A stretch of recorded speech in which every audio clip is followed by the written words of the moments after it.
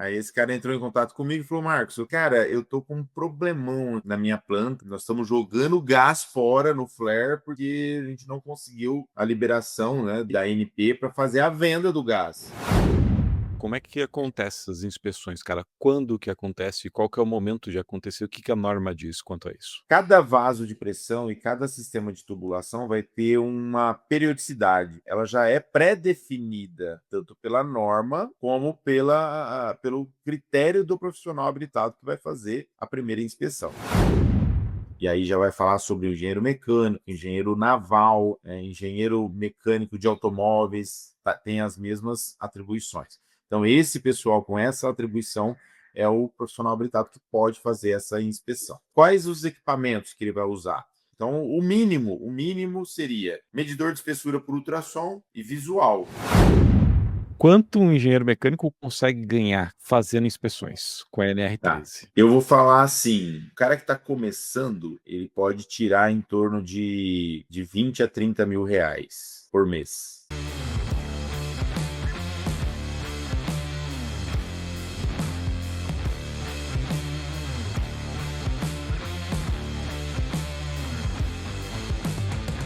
Por que que você deveria dominar a NR13 em projetos de biogás e biometano? E para falar sobre esse assunto, eu convidei Marcos Rosa, da Engie Engenharia, uma empresa especializada em inspeção de integridade de vasos, pressão e tubulação. Portanto, se você atua com projetos de purificação de biogás, armazenamento, transporte e até o uso térmico do biogás em caldeiras, você precisa assistir esse podcast até o final. Seja bem-vindo a mais um episódio do Dr. Biogás Podcast. E Marcos, obrigado. Você que está me assistindo, está nos ouvindo, não sabe. Eu conheci o Marcos pelo YouTube, eu estava fazendo uma pesquisa de biogás e apareceu um cara dando aula de NR13 em biogás. Eu falei assim, cara, que aula massa, nunca tinha ouvido falar dessa parada. Entrei em contato com ele, ele tem um canal gigantesco e topou vir bater um papo com vocês, com a minha audiência. Marcos, seja bem-vindo ao meu podcast. Opa, show de bola, Ricardo. Obrigado, viu, cara? Obrigado mesmo pelo convite. E assim, eu costumo dizer, né, que é sempre bom a gente participar de programas, né, de conteúdos como esse, porque é o nosso propósito mesmo de entregar conteúdo, falar sobre o que a gente faz no nosso dia a dia. E aí fica até fácil, né? Falar do que você faz todo dia é fácil. Mas queria te agradecer de coração, cara. Curto também seu canal. Show. Obrigado, cara, obrigado. Marcos, eu conheço um pouquinho de você, eu imagino que a nossa audiência, poucos conheçam você, então vamos começar pelo começo. Quem que é o Marcos Rosa? Mas principalmente, cara, além da sua formação, me conta a tua história, que momento o biogás entrou na tua vida e na vida da NR13 aí? De bola. Bem, vamos lá. Meu nome é Marcos Rosa, eu tenho um canal no YouTube, né? Como você mesmo falou aí no início, que é o NR13 Descomplicada. Então, se você é engenheiro mecânico, está nos ouvindo aqui e quer saber um pouco mais sobre essa questão da NR13, eu convido você a, né, assistir os nossos vídeos lá no YouTube. Além desse canal, eu também tenho uma formação, sou engenheiro mecânico, sou pós-graduado em engenharia de materiais e também engenharia de segurança do trabalho, que é o casadinho bem feito aí para a área de integridade, né? Que é engenharia de segurança, engenharia de materiais. Então, eu tô na área, cara, da NR13 há mais de 20 anos, né? Eu costumo dizer há mais de 20 anos, já faz uns 4 ou 5 anos que eu falo há mais de 20 anos. Deve estar beirando os 25 anos já, mas é muito tempo já trabalhando nessa área da integridade de equipamentos, né? Visando a integridade de equipamentos. E aí eu entrei, cara, nessa área de biogás e biometano já fazem uns 4 anos que eu atuo nessa área, né? É uma área que cresce muito no Brasil hoje. Você, melhor que ninguém, deve saber disso. Hoje, mais de 1.500 plantas, né, em operação aí de biogás no Brasil. E como eu tenho esse canal no YouTube, e também estou no Instagram, também no @MarcosRosaNR13, a primeira pessoa que me procurou foi um gestor de uma das plantas de biogás. Então, esse Uhum. cara entrou em contato comigo, né? No Instagram, cara, ó que louco, né? Às vezes a gente pensa que o Instagram não vai te dar retorno, e dá, né? Não traz Aí cliente, né? Traz. não traz cliente, mas traz. Aí esse cara entrou em contato comigo e falou: Marcos, eu estou olhando aqui seus vídeos no Instagram, vi que você também tem um canal no YouTube. E, cara, eu tô com um problemão aqui na minha planta. A gente tá para. Nós estamos jogando gás fora no flare porque a gente não conseguiu a liberação, né, dos órgãos competentes aí, da ANP, para fazer a venda do gás. Né? No E caso, biometano. biometano, exatamente. Uhum. Exatamente. Então o pessoal já tinha terminado, a planta já estava concluída, a planta dele estava concluída, pessoal trabalhando e eles não podiam comercializar o gás. Então, se não pode comercializar, faz o quê? Joga fora, né? O gás não tem uma torneirinha que fecha, né? Ali a produção. Sim. Então tava queimando lá no flare e os caras estavam doidos com isso, porque é dinheiro que está sendo jogado fora. E aí ele me procurou e falou: Você pode me ajudar? Eu falei: Cara, posso, aí, deixa eu entender qual que é o assunto. Até então eu não conhecia uma planta de biogás, de Isso biometano. foi que ano mais ou menos, Marcos? Cara, faz uns 4 anos, deve ter sido em 2021 para Uhum. 22. Acho que 22. Deve fazer uns 3 anos e um pouquinho. Então, aí nessa ocasião eu falei, como eu não conheço esse processo, né, eu costumo dizer que para atuar na NR3 você tem que conhecer os processos, para você entender como funciona o equipamento, para depois você categorizar, falar que aquele equipamento, né, ele precisa realmente de algum laudo, ou qual é o tipo de inspeção que você vai fazer, enfim. Eu falei, cara, eu preciso conhecer sua planta. Aí eu fui até a planta dele, que não fica longe daqui, eu estou em Sertãozinho, no estado de São Paulo. A planta fica em torno de 350 quilômetros daqui, né? Uhum. Para mim isso é perto, né? Mas enfim, aí chegando lá, eu conheci essa planta, inclusive era uma planta, era um aterro sanitário. Chegando lá, eu entendi, né? Então lá era um aterro sanitário, a planta deles eles têm algumas plantas hoje, Uhum. e ali eles pegavam o lixo de São José dos Campos, faziam o aterro sanitário e pegava o biogás dali e transformava em biometano, né?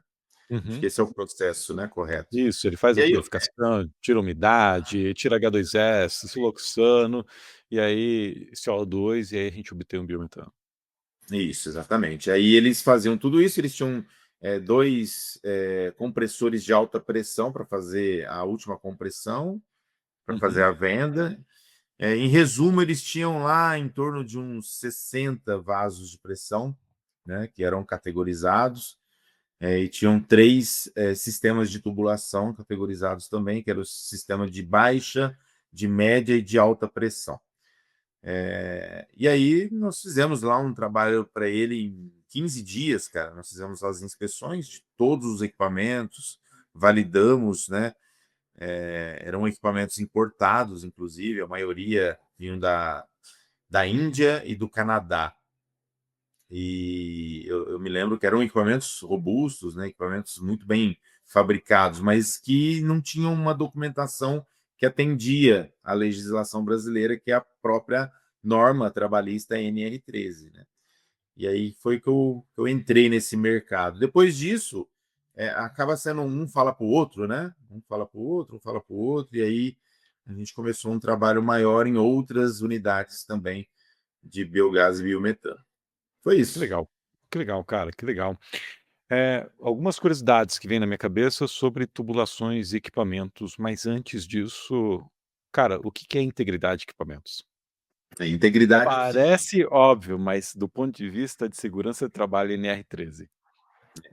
integridade, na verdade, é o que o equipamento precisa ter, né? Então, você tem a integridade é a vida do equipamento, a vida útil dele. Então, imagina o seguinte: quando você faz um vaso de pressão, fabrica um vaso de pressão, você tem lá um corpo cilíndrico do vaso de pressão, um tampo, né, esférico, talvez, um tampo plano, depende da geometria. Mas imagina que aquilo tem um cálculo de engenharia, né, você é engenheiro, você sabe, um cálculo de engenharia, um cálculo matemático, que define qual é a espessura da parede daquela chapa de construção. Então, vou Tá. dar um exemplo aqui, um blowdown, né, que é um equipamento que fica no próprio compressor de alta pressão né, do biometano já. Então, o blowdown é um equipamento grande que ele tem lá uma parede, uma chapa de 12,7 milímetros de espessura. Então, eu tenho que saber qual que é o material de fabricação, se ele foi fabricado com o material correto, qual é o tipo de solda que foi feito naquele equipamento. Aí já entra a parte da mecânica, né? Mas imagina que esse equipamento ele vai ser íntegro desde que ele atenda às normas técnicas, que aí já não é mais uma norma trabalhista, que é a NR13, a norma técnica seria o código ASME, né? Uhum. Ou a D2000, ou uma Euronorma, enfim, depende qual é o tipo de fabricante, de onde ele vem. Mas imagina que aquela espessura que foi definida através de um cálculo, ela é uma espessura mínima. Então, quer dizer que eu tenho que construir, fabricar aquele equipamento com uma espessura acima daquilo, porque automaticamente eu consigo ter o quê? Anos de vida daquele equipamento, que é a vida remanescente, a vida útil do equipamento, né? Igual nós, seres humanos, temos aí uma vida útil, o equipamento também, e ele precisa talvez de uma manutenção e assim por diante. Mas, resumindo, o equipamento está íntegro desde que a espessura da chapa esteja dentro dos parâmetros que foi calculado. Então, eu dei o exemplo aqui de uma chapa de meia polegada, 12,7. Se eu tenho uma chapa de 12,7, o mínimo é 10 milímetros, significa que eu tenho 2 milímetros, 2,7 milímetros acima, né, para usar aí Margem. durante o Sim. tempo, de Uhum. margem, exatamente. A gente chama de sobreespessura de material, né, sobreespessura. Se eu tenho, por exemplo, 1 milímetro por ano, que não é essa conta, né? Mas imagina que se eu tenho 1 milímetro de taxa de corrosão por ano, significa que eu vou ter 27 anos desse equipamento. Geralmente a taxa de corrosão desses equipamentos é abaixo de 0,05. Então você pode, né, notar que equipamentos como esse vai durar, né, a nossa vida toda, né? É Sim. isso que é integridade, né? Então a gente avalia isso, se o equipamento foi fabricado com base nas normas técnicas, se foi realmente validado, e a gente emite um laudo, que é o relatório de NR13, validando tudo isso com, claro, com a ART, que é a anotação de responsabilidade técnica. Legal. Aí vem uma dúvida minha mesmo, cara. Isso porque o fornecedor é estrangeiro e não tem essa regulamentação no Brasil, ou todo projeto precisa ter um laudo que nem esse, independente do fornecedor, independente da origem do equipamento? Não, legal essa pergunta, ô, Ricardo, porque hoje ainda, né, tem Vamos pensar num muitas projeto plantas. novo. Sim, projetos novos. Hoje ainda tem muitas plantas que estão trazendo equipamento de fora. Muitas Aham. plantas ainda traz o. Porque a tecnologia, né, veio de lá. Então você tem Sim, não, tecnologia. tem coisa que é só importada que traz performance, tem coisa que a gente consegue nacionalizar, enfim. Exatamente. E é meio que chave na mão, né? O cara fala assim: não, eu vendo para você a tecnologia e já vai os equipamentos, que eu não vou dar um projeto meu para um brasileiro ou para uma empresa brasileira fabricar aquilo porque tem know-how e tudo mais. Mas vamos voltar para sua pergunta. Só estrangeiro? Não, não é só estrangeiro. Todos os equipamentos que são enquadrados na norma NR13 ou que são vasos de pressão, e aí a gente está falando que dentro de uma planta de biogás, biometano, existem muitos equipamentos que são enquadrados, tá?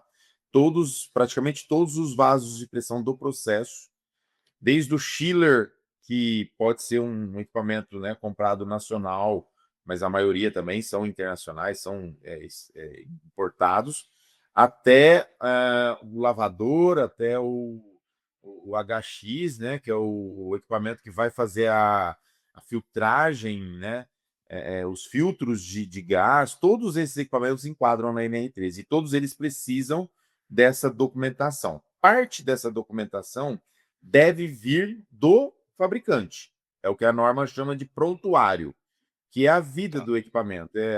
Os certificados de chapas foram usados, certificados de procedimentos, de soldagem, sei lá, certificado da matéria-prima usada na solda, tudo isso vem do fabricante.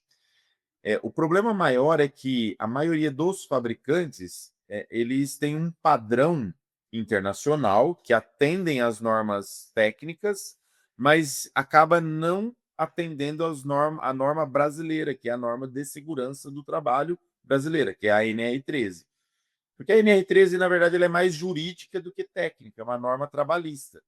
Então a gente faz o quê? A gente pega toda essa documentação, né, quando o equipamento vem de fora, e tropicaliza isso. Então eu faço o quê? Eu deixo do jeito que o auditor da ANP, por exemplo, que é um órgão que vai fiscalizar essa documentação, gosta de ver, que é algo mais fácil, né? Algo mais digestivo. Porque o cara pegar um documento de 1.500 páginas, ele não sabe, ele não consegue achar os detalhes e colocar isso, né, na sua auditoria. E aí, o que ele faz? Como é difícil de ver, o que ele faz? Reprova, né? Não, está reprovado. Então, a gente pega essa documentação de 1.500 páginas, reduz isso, né, em 2, 3 páginas de resumo com as informações que estão ali naquele documento que vem do internacional, vem de fora, mas a gente coloca isso de uma forma brasileira, né, mais fácil Uhum. de entender. Isso é o que a Formatado gente para faz. nossa realidade, né. Pronto, formatado para a nossa realidade. Isso é o que a gente traz, né? Traz de ação para os nossos clientes de fora, né? Inclusive, eu tenho clientes que vêm de fora, como a própria CIS Advanced, né? Que é uma empresa muito grande, que está situada tanto em Portugal como no Canadá, tem equipamentos que vêm de lá e a gente faz toda essa tropicalização para eles, deixando adequado. Uhum. E aí, por outro lado, os fabricantes nacionais, eles também precisam atender. É claro que aí o pessoal já tem um domínio um pouco maior, né? Ou pelo menos deveria ter, da norma NR13, e temos menos problemas, né, com fabricantes brasileiros, nacionais. Mas ainda existe alguns fabricantes nacionais que não entendem tão bem da norma e acabam entregando também uma documentação falha. Parte desses problemas, né, acontece inclusive com nacionais. Marcos, cara, com base nessa tua experiência, quais são os principais equipamentos numa planta de biogás, não todos, mas os principais equipamentos que você vê que a gente precisa tomar cuidado quanto à NR13 para os importados e para os nacionais? Legal, Ricardo. Na verdade, assim, existem vários equipamentos que vão se enquadrar na NR13, né? Desde o início do processo.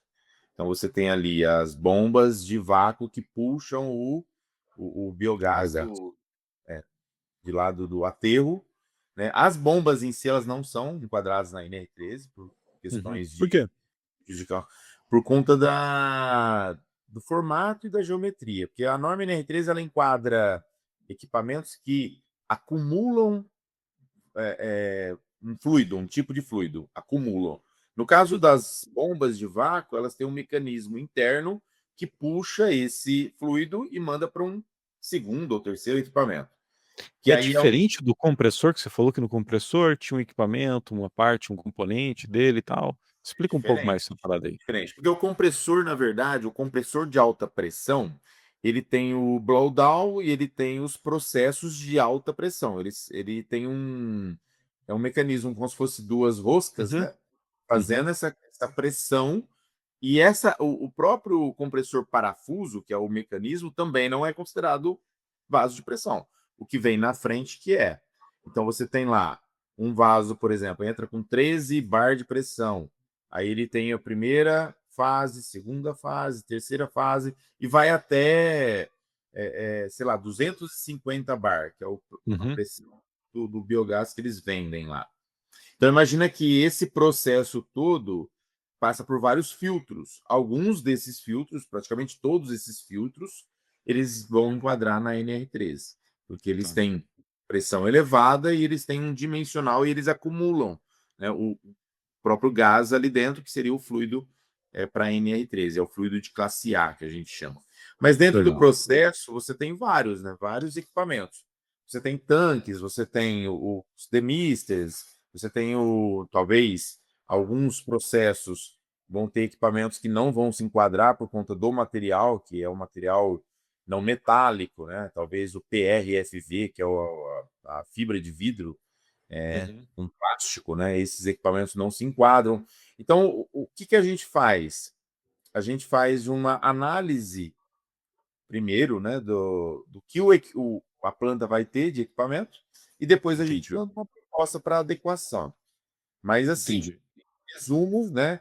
Todas as tubulações metálicas entrariam na NR13 e todos os equipamentos que acumulam ou têm uma passagem para filtragem entrariam na NR13 também. Tá, então vamos pensar o seguinte, num projeto de grande porte de biometano, ou a gente vai para uma rota de lavagem de gás, que eu vou ter aquelas torres metálicas bem grandes, essas torres já seriam um primeiro vaso de pressão, que deveria ou que passa por uma inspeção da NR13, certo? Exatamente, E exatamente. aí, Essas passariam. final de linha, os caminhões que transportam biometano também.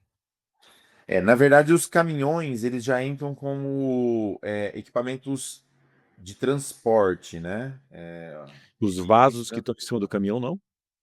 alguns deles não se enquadram, porque são itens de transporte.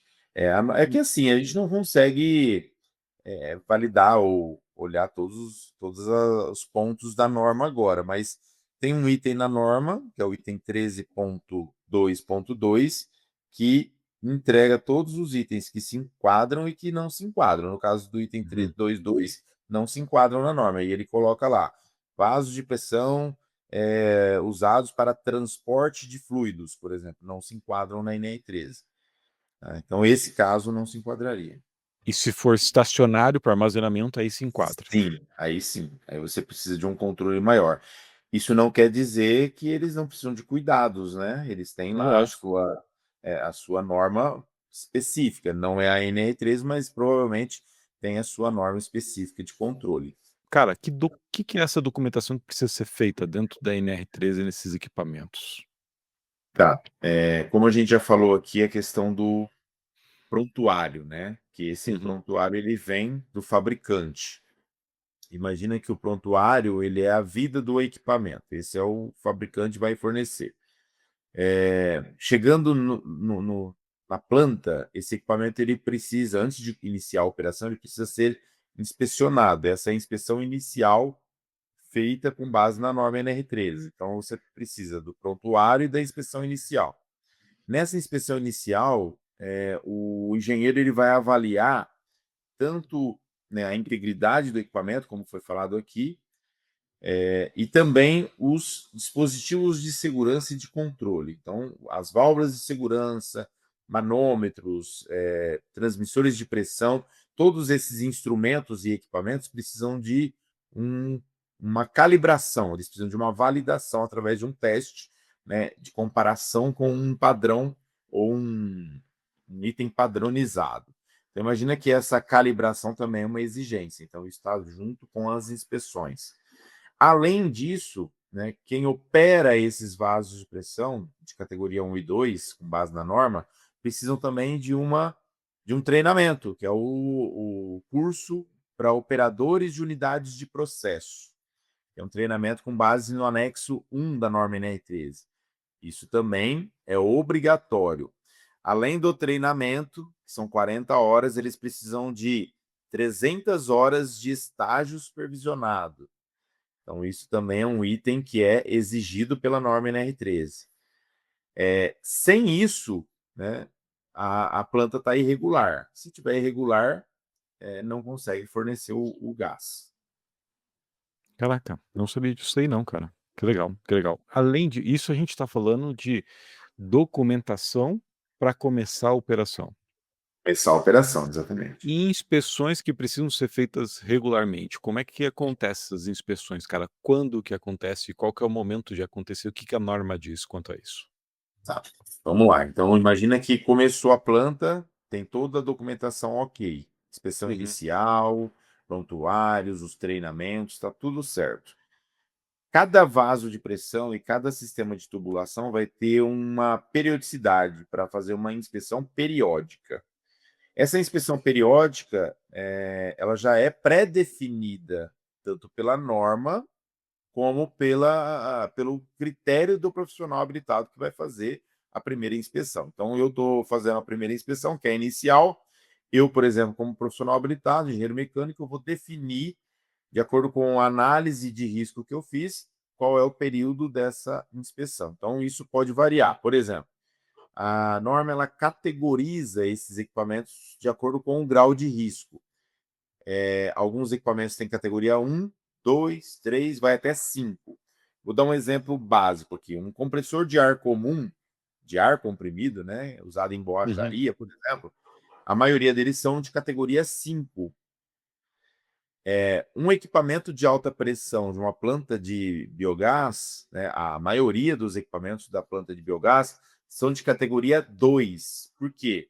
Porque o gás, ou biogás, ele tem um grau de risco muito superior a um Tá. ar comprimido, entendeu? Então, essa análise é feita também dentro desse processo. Então, imagina que se um vaso de pressão de categoria 5, eu faço a inspeção periódica a cada 5 anos, um vaso de pressão de categoria 2 eu faço a cada 2 anos. E aí, a cada 2 anos, tem que gerar um novo relatório para avaliar ou conferir, né, o que a norma chama de monitoramento da vida útil. Lembra que eu falei da espessura do vaso de pressão de Uhum. 12,7? E eu falei que ele teria ali uma margem, né, para corrosão. Então eu tenho que medir isso de forma periódica. Essa é a inspeção periódica do equipamento. Tá, então a norma define uma data teto e você, como o especialista Profissional. no o profissional habilitado, obrigado, pode definir um prazo menor em função do risco, em função do Sim, combustível, em função do estresse do equipamento. isso, exatamente. A categorização, é interessante essa pergunta sua, porque se o vaso de pressão ele é categoria 2, significa que no máximo eu posso colocar ele a cada 2 anos. Agora eu posso colocar ele 1 ano, por exemplo, de periodicidade, por Uhum. conta da análise de risco. Geralmente, como as plantas, né, novas, elas são bem montadas, tanto em termos de localização, né, espaço para trabalhar, geralmente se usa o máximo que a norma permite para essas próximas inspeções, que são as inspeções periódicas. Legal. E aí você vai fazer essa inspeção, como é que ela é feita, cara? Você vai entrar separa o equipamento, como é que é? Eu realmente não sei, então estou curioso para saber como é que a gente faz a inspeção num Não, vaso de pressão desse. não tem necessidade de parar muitas vezes o equipamento. Algumas inspeções, né, que são que a gente chama de inspeção interna, dependendo do grau de risco, dependendo do grau de corrosão que aquele equipamento tem, você vai pedir para parar, que não é o caso da maioria das vezes por conta do tipo de material que é fabricado, né? A maioria dos equipamentos de uma planta de biogás é feito em aço inoxidável, né? A Isso. maioria desses equipamentos. Então, imagina que o aço inoxidável já é feito para não oxidar, né? Oxidante. Aham. É, não corroer. Então, você não tem corrosão. Então, o que a gente costuma fazer? A gente faz uma inspeção por medição de espessura, por ultrassom, né? Então, a gente faz a Uhum. validação da espessura através dessa medição de espessura. Pode ser usado também outras técnicas, como, por exemplo, o ultrassom B-scan, para fazer uma varredura, né? Isso a gente chama de inspeção não intrusiva, né? A gente consegue fazer uma varredura da chapa, tendo uma visão mais periférica, né, da espessura, validando a inspeção interna dessa forma. A gente consegue fazer dessa forma. Isso não precisa, então, parar o equipamento para fazer a inspeção. Geralmente, eles param o processo, no caso, não tem abastecimento naquele dia da inspeção, não tem, né, eles param parte do processo, para que você tenha um pouco mais de segurança durante as inspeções. Marcos, então entendi o seguinte: todo novo projeto com equipamentos importados que não estão com essa documentação formatada, ele vai precisar de um engenheiro mecânico para estruturar essa documentação para ele. A planta entrou em operação, dependendo do grau de risco, vai ter uma periodicidade dessa inspeção e vai ter diversas formas dessa inspeção ser feita. Outras 2 curiosidades, cara. Quanto tempo leva para fazer essa inspeção? Que equipamentos você precisa ter para fazer essa inspeção? Eh, e quem que é o profissional habilitado para fazer essa inspeção? Legal, boa pergunta. Na verdade, assim, ó, falando em tempo, de execução, nós falamos um pouco do meio que um passo a passo, né? Uhum. Então imagina que quando chega na inspeção periódica, né, da mesma forma que é feita a inspeção inicial, é feita a inspeção periódica. O tempo, vai depender da quantidade de equipamentos, claro, né? E a disponibilidade, né, do pessoal fazer. Se eu mandar 3 profissionais, é mais rápido. Se eu mandar um profissional, demora um pouco mais. Mas imagina o seguinte, ó, o Mais ou tempo, menos, assim, um tempo de referência. tempo de referência. Uma planta de 60 equipamentos, por exemplo, a gente consegue fazer em uma semana essas inspeções de campo. E depois eu vou levar mais uma semana, por exemplo, para fazer a entrega documental, que seria compilar todos esses documentos e entregar para eles. Então é mais ou menos uma semana para 60 equipamentos. E se fosse uma caldeira a biogás? Só a caldeira. Imagina assim, ó, por exemplo, tem um caso aqui no meu canal no YouTube, Grupo Fuga, tem lá seu biodigestor de água coberta, canaliza esse biogás por uma tubulação não metálica, tem um soprador de biogás, então não é um Uhum. compressor, e aí a gente bota o biogás bruto num queimador dentro da caldeira. Você lembra Uma qual única que é? caldeira. Você lembra o tamanho da caldeira, a capacidade dela? Você não vai lembrar, né? Se eu falar Mas 22 quilos, talvez eu esteja te mentindo, mas salvo engano é, era alguma coisa assim. na verdade, assim, tem a pressão, que provavelmente pode ser É isso 22 aí, quilos, tá. né? É a pressão. E você tem a capacidade em Em vapor, né, quilo, toneladas de vapor. exatamente, toneladas de Tá, vapor ou não quilo lembro. de vapor por metro cúbico. Então, imagina, eu vou dar um exemplo aqui, uma caldeira de, sei lá, de 6 toneladas, né, de vapor, é uma caldeira pequena. Hum. Provavelmente deve ser uma caldeira dessas, porque a vazão que você vai ter de gás talvez não seja suficiente para uma caldeira muito grande. Existem caldeiras. Mais uma informação para te dizer, essa é uma caldeira híbrida, então ela opera com lenha e biogás. Ah, tá. Então você usa os dois combustíveis. Uso o Então blend dos 2. pode ser uma caldeira maior nesse caso também. Sim. Tá? Caldeira a lenha, por exemplo, e a gás, eu já inspecionei caldeiras de 20 toneladas e nós levamos lá 4 dias para fazer a inspeção, tá? Então é um tempo um pouco maior do que um vaso de pressão, né? Que você tem Tá. mais itens para inspecionar. Vai ter que entrar na caldeira, precisa ter um espaço confinado e tudo isso leva, né, um pouco mais de tempo. Equipamentos que precisam. A gente É, falou de tempo, legal. né, então mais ou menos uma semana para uma planta grande, mais uma semana para confeccionar o relatório. A gente está Isso. falando de 2 semanas de trabalho aí. 2 semanas de trabalho. Você falou sobre equipamentos necessários e falou sobre o profissional, né? Isso. Interessante também isso, porque a NR13 ela é uma norma para engenheiros mecânicos. Vou falar dessa parte primeiro. Quando você olha nas suas atribuições, por exemplo, às vezes você acha que é engenheiro ambiental, né? Isso. Então você tem lá, por exemplo, as atribuições dentro da resolução sua da sua grade de formação.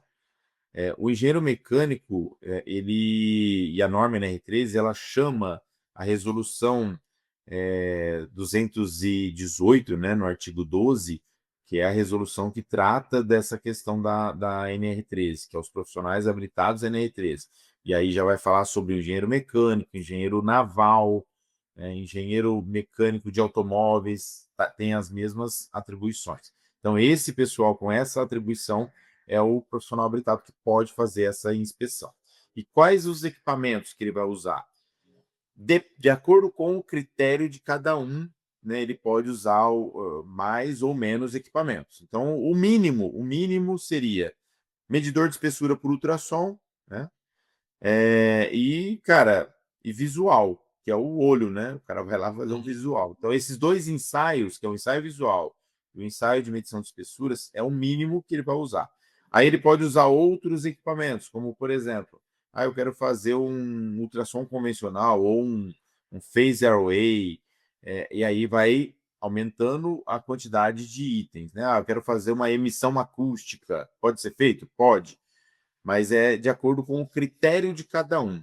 A própria norma NR13, ela fala muito sobre essa questão de critério, né? O que seria um critério? Eu estou vendo uma coisa, eu posso ter um critério diferente de um outro profissional, pelo nível de conhecimento, pelo grau né, de experiência que vai ter. Talvez aquilo ali o cara nunca viu antes e ele fica com medo de fazer uma liberação só usando um tipo de ensaio. Ele vai querer usar mais ensaios. Aí eu vou fazer uma metalografia do material, uma análise química do material. Então, dependendo do grau de experiência, o profissional ele usa mais ou menos itens, né, dentro desse contexto. É um pouco complexa, né? Eu acho que vai um pouco de quanto ele quer se especializar no assunto e a complexidade dos clientes que ele vai atender, certo? Só que pegando ainda um gancho nisso, né? Imagina o seguinte: se eu faço uma inspeção de um vaso de pressão, seja numa planta de biogás ou em qualquer outro cliente, se eu atribuir naquela inspeção 5 ensaios, porque o meu critério é mais rigoroso, talvez o preço, o custo dessa inspeção vai ficar muito mais alto, concorda? Tá. Eu atribuí Uhum. 5 ensaios. O outro, talvez, ele pode falar assim, não, para mim, com a minha experiência, 2 ensaios aplicados aqui já são suficientes para que eu chegue no resultado que a norma exige. Então, eu estou falando de 5, né, contra 2. Talvez eu vou gastar muito mais horas, muito mais tempo e o custo vai ficar mais alto. A probabilidade do engenheiro perder esse trabalho, perder esse serviço por talvez por preciosismo ou até, né, por um rigor maior é grande. Pode ser que ele perca o projeto, né? Ele não consiga fazer o serviço. E às vezes até por falta de conhecimento, né, pela falta de conhecimento ele coloca um rigor maior que não é necessário para um projeto que é mais simples do que ele pode imaginar. Tá, então Exatamente. um engenheiro mecânico pensando num projeto de biometano, em 2 semanas ele consegue concluir um trabalho, talvez um projeto de biogás, uma caldeira de médio porte e pequeno porte, 1 semana e meia, 1 semana. Quanto esse profissional pode cobrar por um serviço desse, cara, em média? Ou de co vamos pensar em faixas, qual que é o mínimo que o Aham. mercado Sim. pratica e qual que é o um valor muito legal, assim? Sim, é interessante que às vezes você tem equipamentos, né? Por isso que eu falo sobre a questão do critério, né? Você Hum, tem equipamentos de pequeno porte, né, e equipamentos de grande porte. Então, tá. dentro de uma planta de biogás ou qualquer outro cliente vai ter a mesma coisa. A quantidade de equipamentos, né, pode ser grande, mas você acaba antes do trabalho por conta do tempo, né? Então, tudo é Uhum. tempo. A gente fala que o tempo é o que custa dinheiro. Então, quanto tempo eu vou levar para fazer determinado equipamento ou uma lista de equipamento? Então, o cara tem que entender o seguinte: existe o meu custo, né? Eu vou lá fazer a inspeção. Eu vou estar aqui no meu computador fazendo, montando a documentação. Eu estou gastando tempo. Pelo Isso é o que custa. Tempo é o que custa. O que a gente tem que entender é que, além do tempo, é a responsabilidade técnica. Então, eu vou dar um exemplo. Lembra que eu falei lá no início sobre o prontuário que o fabricante tem que entregar? Então, Uhum. vamos supor que o fabricante não entregou esse prontuário. O cara chegou lá na planta, assumiu a planta agora e ele não tem documentação nenhuma. A norma permite uma reconstituição desse prontuário. Eu posso reconstituir com base nas premissas de projeto que eu vou levantar no campo. Então, eu vou lá, dimensiono o equipamento, faço um desenho, faço uma inspeção de integridade e gero um prontuário com o memorial de cálculo. Quando a gente tem um prontuário, o tempo é o mesmo, né? Da inspeção, praticamente. Mas imagina que a minha responsabilidade em cima de um prontuário é muito maior do que em cima de uma inspeção. Lembra que eu falei que a inspeção é a cada 2 anos? Então, se eu Uhum. faço a inspeção de um equipamento, eu sou o responsável por aquele equipamento até o próximo vir inspecionar ele de novo. Então, eu sou responsável por ele por 2 anos. Se eu gero um prontuário daquele equipamento, uma reconstituição de prontuário, eu sou responsável por aquele equipamento até o final da vida útil do equipamento. Lembra que a gente Sim. falou sobre a espessura, o desgaste, enfim? Então eu vou ser responsável por aquilo até o final da vida útil, que pode ser 10, pode ser 20, pode ser 30, 40 anos. Então imagina que a minha responsabilidade sobre os dois documentos é diferente. Então isso tem Uhum. custo. Então não é só o tempo, né, que a gente vai custear aqui, é o grau de responsabilidade, o nível de responsabilidade. Mas falando em termos de grana, né? Então pode variar. Em termos de, eu vou fazer uma inspeção de um vaso de pressão, vou cobrar R$ 2.000, né? Eu posso mandar por R$ 2.000 e o outro pode mandar por 5, porque a prestação de serviço ela é diferente, né? De um Uhum. produto de prateleira, por exemplo. Então você vai comprar uma chapa para fabricar um equipamento. Aquela chapa, a Peram, ela fornece, a ArcelorMittal, a Usiminas, a Gerdau, todos eles fornecem aquela chapa. E ela tem um padrão, né? A espessura, o peso. O peso do Uhum. quilo de um é muito próximo do outro, por quê? Porque a entrega vai ser igual. A prestação de serviço já é diferente. Então, assim, claro que a gente não consegue precificar algo aqui, né, sem ter uma lista ou sem ter o tipo do equipamento. Mas imagina que essa variação de preço pode ser grande por conta da entrega. Não sei se você já ouviu falar, mas a qualidade e o preço baixo, né, geralmente não andam juntos. Então, Não. se você entrega um produto de qualidade, um serviço de qualidade, com certeza vai valer mais, né? Já aconteceu, por exemplo, de clientes chegar até a minha empresa e falar: Marcos, cara, eu fiz com outro engenheiro, eu fiz com uma outra empresa aqui toda a documentação, nós entregamos para a ANP e a ANP reprovou a documentação do engenheiro, né? E aí fecharam comigo, fui lá, fiz o trabalho, entregou, aí a ANP aprovou. Então, assim, por que que existe diferença se a ART de um engenheiro mecânico lá e aqui também a ART de um engenheiro mecânico? É o grau de entrega, o nível de conhecimento, o nível de entrega daquele serviço. Então, isso tem muito a ver e isso faz com que mude, né, a questão do preço.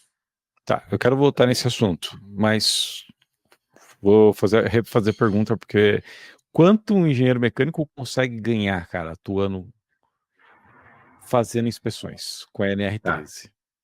Eu vou falar assim, o cara que está começando, né, ele pode tirar em torno de 20 a 30 mil reais por mês. Tá? Tá. Um cara que já está há mais tempo e é mais corajoso, vou usar essa expressão corajoso porque vai ter que ter pessoas, né, para trabalhar junto. Porque Vai assim, escalar o 30, negócio. 30 mil reais é um cara sozinho lá fazendo tudo, ele emitindo nota, ele fazendo compra, ele vendendo, ele executando. É o cara que é o sozinho. É 30 pau.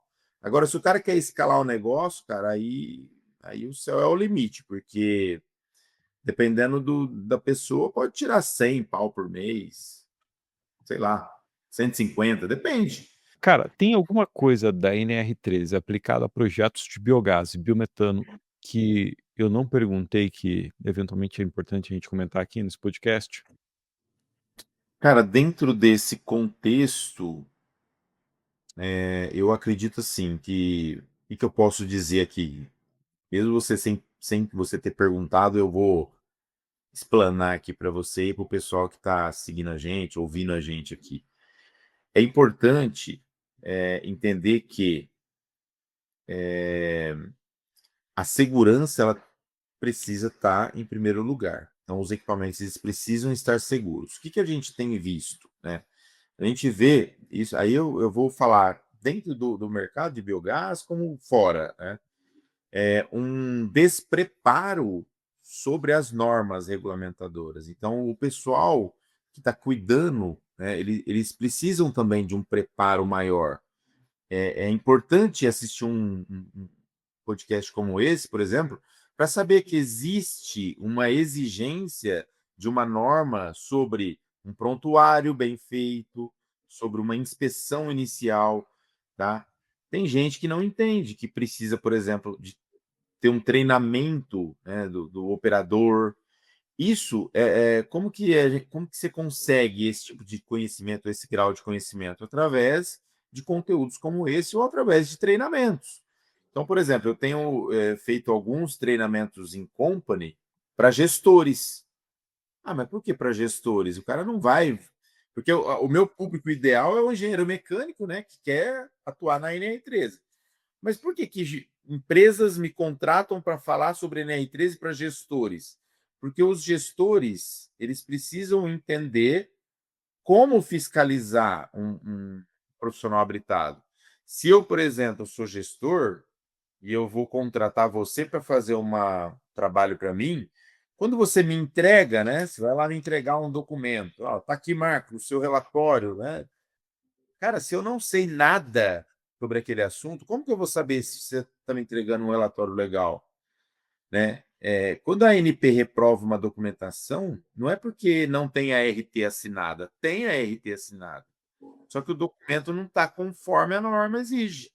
Então Uhum. eu só vou saber se aquele documento está aprovado ou não, se você está me entregando algo, né, que vai me atender ou não, se eu tiver conhecimento.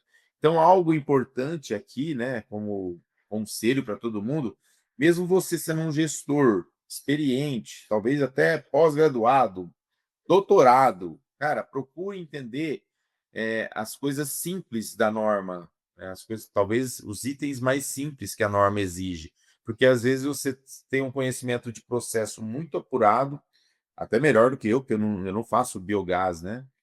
Sou engenheiro mecânico da área da NR13, então talvez até alguma coisa que eu falei aqui, né?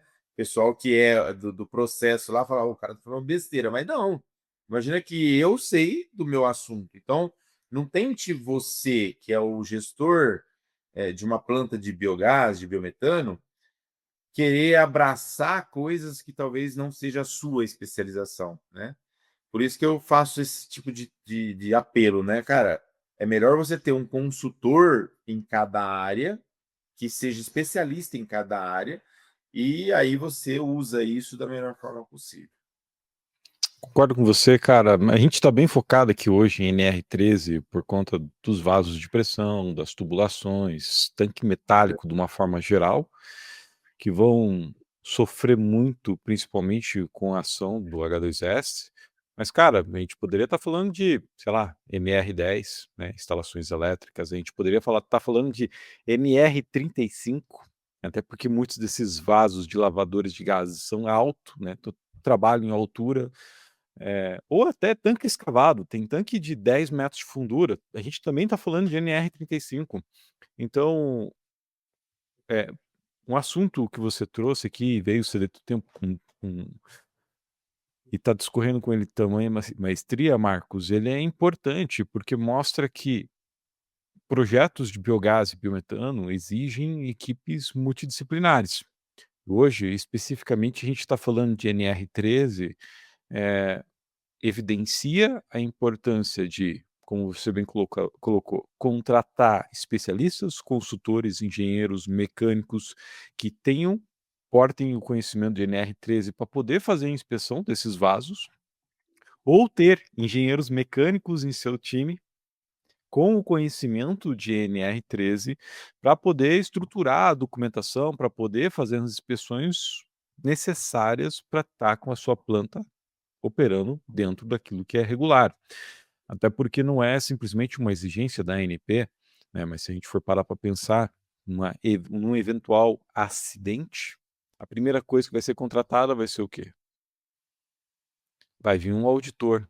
Esse auditor vai falar assim: "Cara, cadê a inspeção do tanque?". É isso. E aí, às vezes, dono, gestor de uma planta, como você bem colocou, pode perder o seguro de uma planta por falta de documentação, por falta de processo numa NR13. Massa, cara. Bom, a última pergunta que eu tenho para te fazer é o seguinte: como é que você vê esse mercado de atuação para engenheiros mecânicos, né? E como é que faz para um engenheiro mecânico se especializar em NR13? Se especializar em biogás, eu já posso deixar o spoiler, né, você se inscreve no curso Biogás 360, você vai dominar todos o processo de biogás e biometano, mas você não vai dominar inspeção e documentação de vasos de pressão, de tubulação. Então, cara, como é que você vê esse mercado de biogás para engenheiros mecânicos, né, em especial de NR13, e como é que esse cara pode se especializar nessa temática? Tá, legal. É, como eu falei, né, existem muitos vasos de pressão, sistemas de tubulação dentro de uma planta de biogás. Então, isso aí já ficou claro. E Uhum. então existe uma demanda. Então, qualquer engenheiro mecânico pode ser o quê? O responsável técnico por uma planta de biogás. E como eu falei no começo, né, mais de 500 plantas dessas hoje no Brasil aí, já instaladas, e algumas delas, né, muitas delas, na verdade, em instalação, em Sim. processo de Se a gente instalação. for pegar o dado da ANP, o último dado do panorama do biogás, já são mais de 50 plantas de biometano, Ó. que aí literalmente você tem essa exigência, esse alinhamento com a ANP, que foi o tema central da nossa fala. Sim, sim, tá vendo? Então são muitas, né? Agora, como que o engenheiro pode se especializar? Através dos treinamentos também, como eu falei aqui, né? Não só gestores, mas os engenheiros mecânicos, eles podem fazer o curso, né? Curso de alta performance em NR13, que é o meu curso completo, que fala sobre como o engenheiro ele pode, né, faturar através dessa temática que é a NR13. E aí, se o pessoal quiser saber mais, né? Não sei se tem como deixar depois aqui o meu telefone para o pessoal ver, que é o 16 99267 9650, né? Ou procurar eu lá no Instagram, que é o @marcosrosanr13. Na minha bio tem lá o link do meu curso, né, que é o curso de alta performance. Legal. Aproveitando, falando em curso, esse podcast está sendo publicado numa segunda-feira e a gente acabou de abrir vagas para o curso Biogás 360. Então, se você quer se especializar em biogás, se você é engenheiro mecânico em específico, quer se especializar em biogás NR13, trata lá o nosso curso, tenho certeza que você vai conhecer muito e fala com o Marcos, porque, sem sombra de dúvida, esse cara vai ajudar você a estruturar a documentação para projetos de biometano. Marcos, muito obrigado pelo seu tempo. Eh, eu não sei, tem algum recado final que você gostaria de deixar para as empresas, para os ouvintes do nosso podcast? Para o pessoal que é gestor dessas áreas, né, dessas plantas, pode procurar a Engie, também tem o nosso Instagram, o nosso site, que é o www.engie.ind.br, e lá tem assim todo o trabalho, todo o portfólio de nosso trabalho dentro dessa engenharia. Claro que a gente é focado na parte de NR13, a gente procura se especializar nisso, então consigo fornecer aí né, soluções para essas indústrias também. Show. Marcos, obrigado e pessoal, até o próximo episódio.